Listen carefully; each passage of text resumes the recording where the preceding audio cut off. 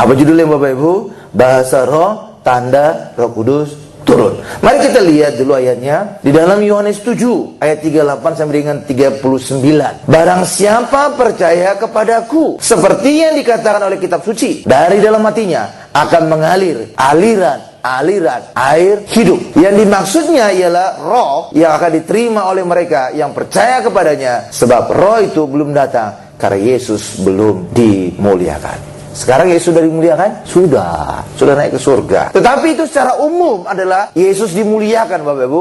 Maka ketika Yesus dimuliakan duduk di tata Allah, maka Yesus kemudian mengutus Roh Kudus 10 hari kemudian untuk turun atas murid-muridnya. Tetapi bagi kita hari ini berlaku secara pribadi, Roh Kudus bisa mengalir kalau Yesus kita muliakan dalam kehidupan kita. Bagaimana cara Pak memuliakan Yesus dalam kehidupan kita? Ketika kita izinkan Yesus bertahta atas hidup kita, ketika kita izinkan Yesus bekerja di dalam kehidupan kita, ketika kita memberitakan perbuatan-perbuatan yang besar dari Yesus. Itulah namanya memuliakan Yesus. Dan pada saat itulah Roh Kudus turun, mengalir. Nah, ketika Roh Kudus turun, ini Bapak Ibu, Roh Kudus tidak diam. Karena Roh Kudus berbicara, berkata-kata tentang apa yang dia lihat tentang Yesus. Dan apa yang dia lihat adalah perbuatan-perbuatan besar. Itulah sebabnya pada saat Roh Kudus turun, pada saat Pentakosta, maka Roh Kudus itu ngomong. Itulah sebabnya pada saat Roh Kudus turun, wujudnya dalam wujud apa Bapak Ibu? Dia seperti api. Kenapa? Bukan burung merpati. Pada saat Yesus dibaptis, keluar dari air,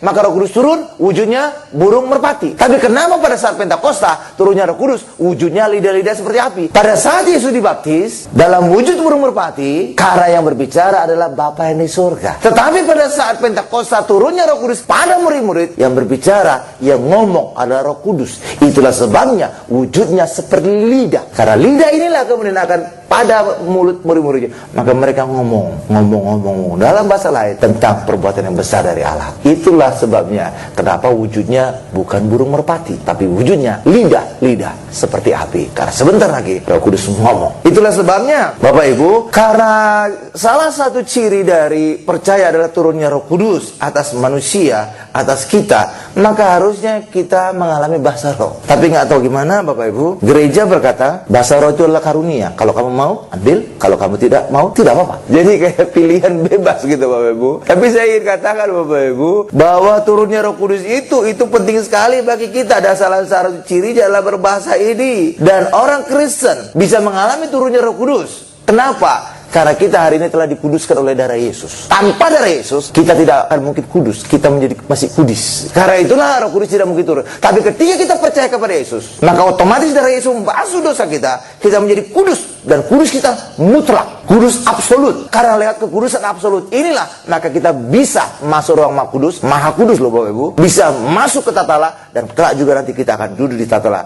di kerajaan surga. Amin Bapak Ibu. Kalau kekudusan setengah-setengah, tidak akan bisa Bapak Ibu. Dan kalau kita berdasarkan perbuatan kita, tidak akan mungkin kita kudus mutlak. Bahkan dikatakan dalam Yesaya 64 ayat 6 dikatakan, kesalehan kita, kekudusan kita seperti kain kotor. Iya, bagaimana mungkin bisa berkenan di hadapan Allah Bapak Ibu? Bagaimana mungkin kita bisa masuk rumah Maha Kudus? Bagaimana mungkin kita duduk bersama Tuhan Yesus di tata Allah? Tidak akan mungkin kita kudus dengan perbuatan kita. Itu bukan kekudusan mutlak, tapi kekudusan oleh darah Yesus. Itulah kekudusan mutlak. Sehingga oleh darah Yesus kita berani datang ke tata Allah. Kita berani masuk rumah Kudus. Kita bahkan juga nanti akan duduk bersama dengan Tuhan Yesus di kerajaan surga. Amin Bapak Ibu. Nah, pada saat Roh Kudus turun pada peristiwa Pentakosta Bapak Ibu, Roh Kudus itu ngomong. Dan lewat kesaksian ini, lewat ucapan-ucapan ini, apa yang terjadi? Pada saat itu orang Yahudi dari seluruh dunia ngumpul di Yerusalem. Pada saat sekitar April lah. Itu adalah pada saat Paskah Bapak Ibu. Dan puncaknya adalah pada saat Pentakosta. Seluruh orang Yahudi dari seluruh dunia datang ke Yerusalem. Nah, pada saat itu Roh Kudus ngomong. Dan Roh Kudus itu berbicara. Maka seluruh orang Yahudi dari seluruh dunia mendengar. Dan lewat kemudian memperlengkapi, memakai Petrus bisa berkhotbah. Dan ini sebenarnya suatu hal yang luar biasa. Kenapa bisa luar biasa? Karena kalau kita pelajari Alkitab Injil, Petrus itu bukan orang yang bisa khotbah. Petrus itu bukan orang pemberani. Bahkan pada saat Yesus, proses akan disalibkan Bapak Ibu, Petrus menyangkal Yesus 3 kali. Dia orang penakut. Bagaimana mungkin bisa dia berani berkhotbah di hadapan orang banyak? Dan sebenarnya juga pada saat itu murid-muridnya lagi ketakutan. Itulah sebabnya mereka ada di loteng. Dan loteng itu ditutup semua, pintu, jendela, seluruhnya tutup Bapak Ibu.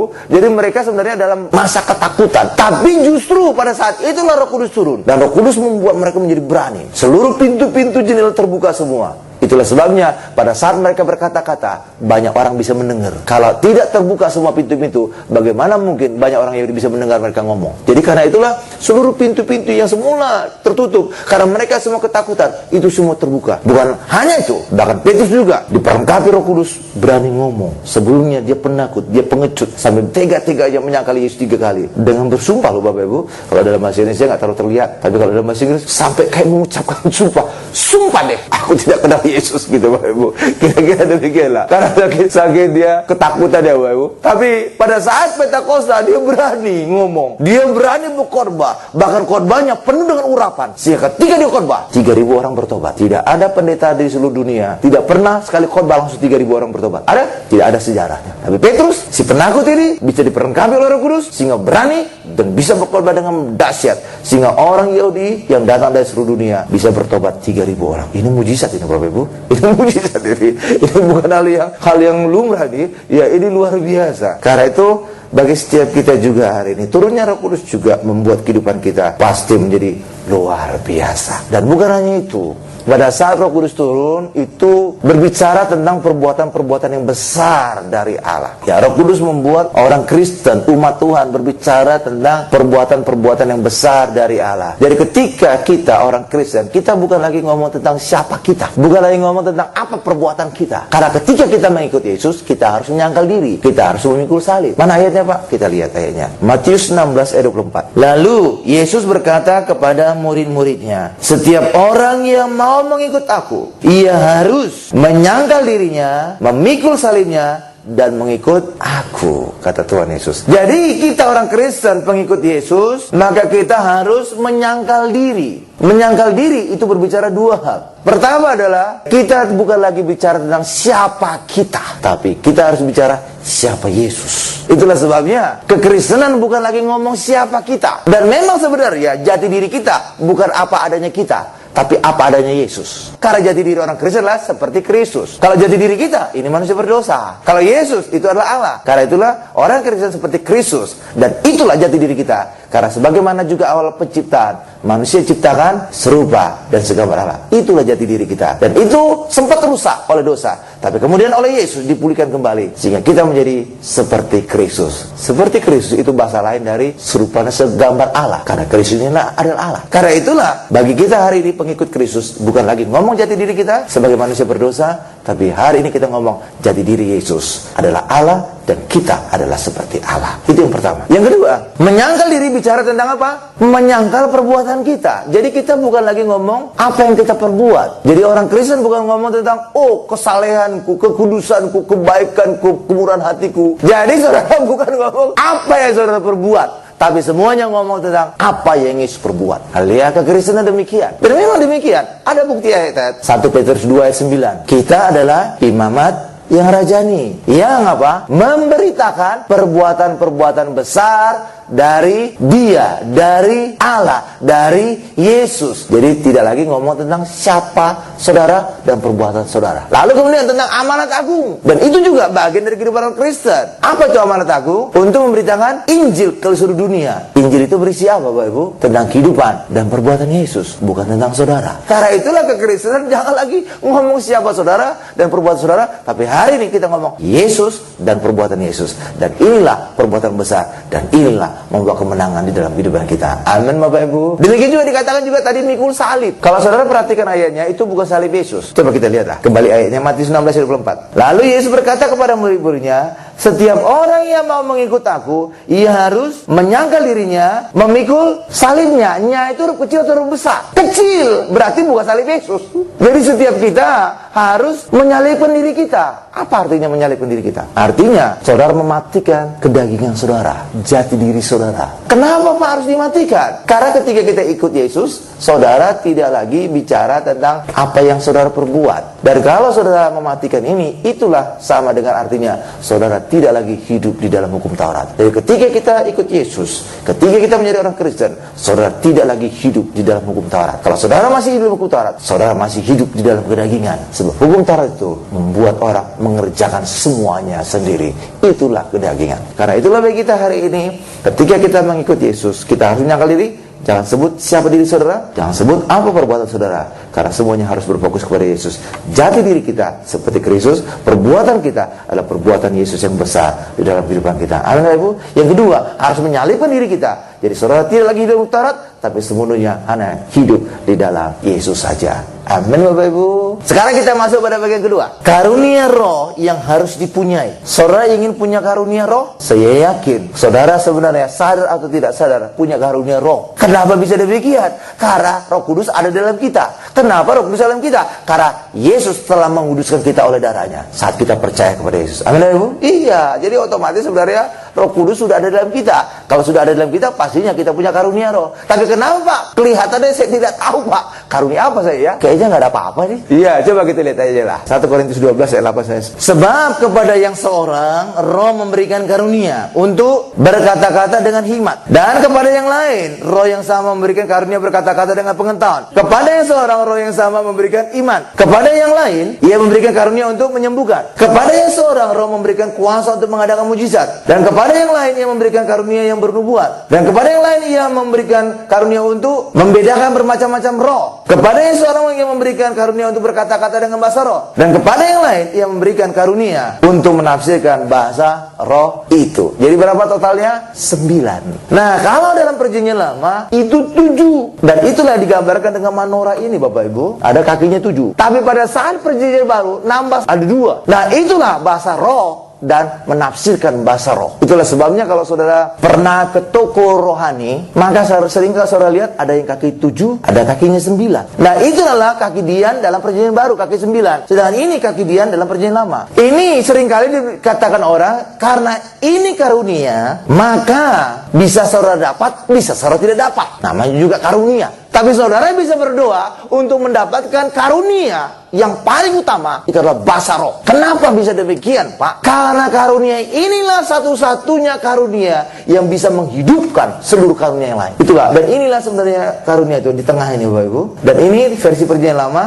Ini menggambarkan wajah kita. 2 telinga, 2 mata, 2 lubang hidung. Lalu terakhir apa? 1 mulut. Inilah bahasa roh. Dan kalau kita lihat aslinya kaki Dian ini, Bapak Ibu, yang tengah ini sebenarnya bisa dicopot. Karena itulah yang akan menyalakan kaki Dian yang lain. Jadi pertama kali dinyalakan dulu yang tengah ini. Jadi kaki Dian yang tengah inilah namanya kaki Dian hamba, yang menyalakan seluruhnya. Dan itulah bahasa roh. Itulah sebabnya orang Kristen mestinya punya kaki Dian hamba ini. Itulah bahasa roh. Supaya apa? Karunia-karunia lain kita dapatkan dalam kehidupan.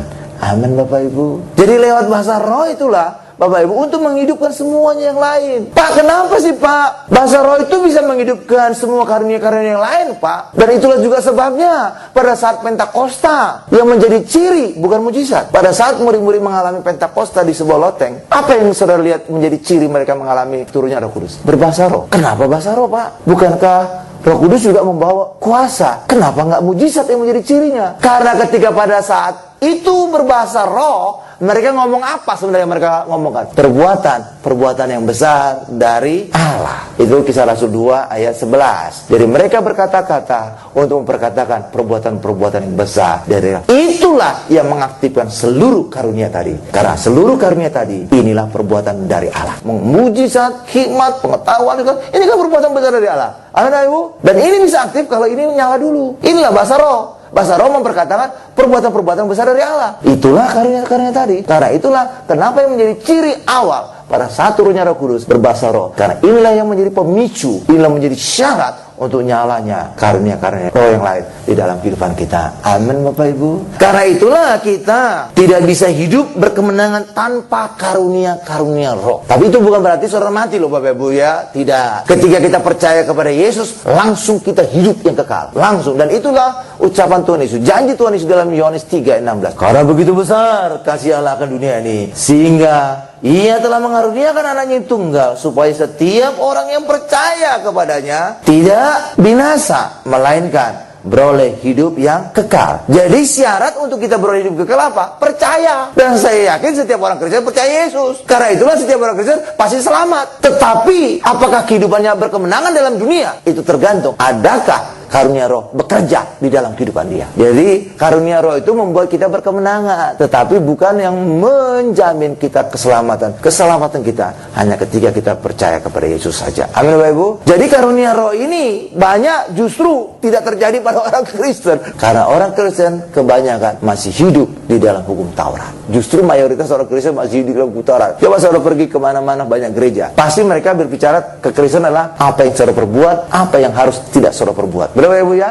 Ngomong kayak gitu kan? Dan itulah ciri orang hidup dalam hukum Taurat. Ngomong masih perbuatan saudara. Tapi ketika kita mengizinkan Roh Kudus bekerja, itu tidak lagi ngomong kita. Itulah sebabnya Yesus tadi berkata apa? Barang siapa yang mengikut aku, itu orang Kristen, bahwa dia harus menyangkal dirinya. Jadi jangan lagi ngomong perbuatan saudara, ngomong perbuatan Yesus. Tapi nyatanya sekarang ini mayoritas ngomong apa? Ya perbuatan mereka masing-masing. Acak aja pergi ke berbagai gereja, pasti ngomong itu tau. Kamu jangan begini, kamu jangan begini, kamu jangan begini, kamu jangan. Nah, itu ngomong perbuatan kita Bapak Ibu. Dan itu yang terjadi di gereja seluruh dunia. Karena itulah banyak kali orang Kristen tidak mengalami kemenangan dalam kehidupan. Karena Roh Kudusnya tidak bekerja, maka karunia Roh Kudusnya juga tidak terjadi. Disitulah sering orang Kristen mengalami kekalahan, penyakitan, resesi, bangkrut, gagal. Kenapa? Karena karunia Roh Kudus tidak bekerja dalam diri dia. Tapi kalau bekerja, pasti menang kita. Lihat aja karunia-karunia tadi. Ada mujizat, ada kuasa, ada hikmat, ada segala macam. Itu kan kemenangan itu kuasa itu. Berapa Ibu? Iya. Tapi justru banyak orang Kristen tidak mengalami ini. Kenapa? Karena karunia di dalam diri dia tidak bekerja. Kenapa tidak bekerja? Karena banyak orang Kristen masih hidup di dalam hukum Taurat. Ketika orang masih hidup hukum Taurat, pastinya Roh Kudus tidak bekerja, dan pastinya juga karunia Roh Kudus tidak terjadi. Bagi kita hari ini, saudara ingin mengalami kemenangan dalam kehidupan? Izinkan Roh Kudus bekerja, izinkan Roh Kudus mengalir, izinkan karunia-karunia Roh Kudus bekerja di dalam diri kita, dan pastinya hidup kita pasti berkemenangan dan berkelimpahan. Amin. Tadi karunia ada 9 karunia roh. Sebenarnya itu berpasangan dengan buah roh. Sama seperti tadi saya sudah singgung, Roh Kudus gambarannya burung merpati. Ada sayap kiri, ada sayap kanan. Sayap kiri itu adalah karunia, sayap kanan adalah buah roh. Itulah sebabnya kalau saudara lihat Galatia 5 ayat 22 sampai dengan 3 tentang buah roh, ada 9 karunia roh dan 9 buah roh. Amin Ibu. Dan itulah membuat terbang. Kalau cuma satu, kalau cuma buah roh aja, kibir berputar-putar. Kalau cuma satu karunia aja, kibir berputar. Tidak saudara bisa terbang, tidak bisa berjalan. Amin Ibu, tidak pernah maju. Tapi ketika ada 2 sayap, terbang tinggi bagai Raja Wali. Haleluya. Kita lanjutkan lagi. Kita sekarang masuk kepada bagian yang ketiga. Roh Kudus membantu kita. Jadi Roh Kudus membantu kita. Banyak orang menghafal Roma 8 ayat 28. Sekarang aku tahu bahwa Tuhan turut bekerja dalam segala sesuatu untuk mendatangkan kebaikan bagi orang yang berkenan kepadanya, yang mengasihi dia dan berkenan kepadanya. Berapa Ibu? Tetapi seringkali orang hanya membaca ayat 28 saja. Padahal sebenarnya Allah bisa berkenan kalau ayat 2 ayat sebelumnya dibaca. Mengerti ayat 26 dan 27. Tanpa ayat 26 dan 27, saudara tidak akan mengerti bagaimana orang bisa menjadi berkenan. Karena itulah kita harus baca mulai dari ayat 26-nya. Sekarang kita lihat Roma 8 ayat 26 sampai dengan 28. Demikian juga rohnya Roh besar, itu berarti Roh Kudus, membantu kita dalam kelemahan kita. Sebab kita tidak tahu bagaimana sebenarnya harus berdoa. Tetapi Roh sendiri berdoa untuk kita kepada Allah dengan keluhan-keluhan yang tidak terucapkan. Dan Allah yang menyelidiki hati nurani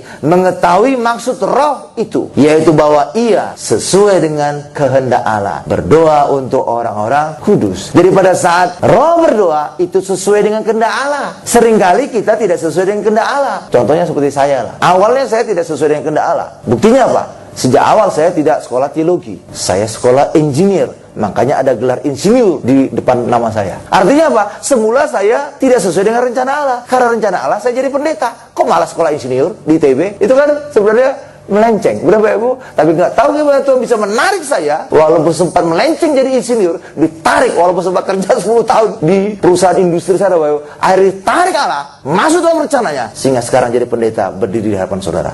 Inilah sebenarnya rencana Allah bagi saya. Amin Ibu? Haleluya.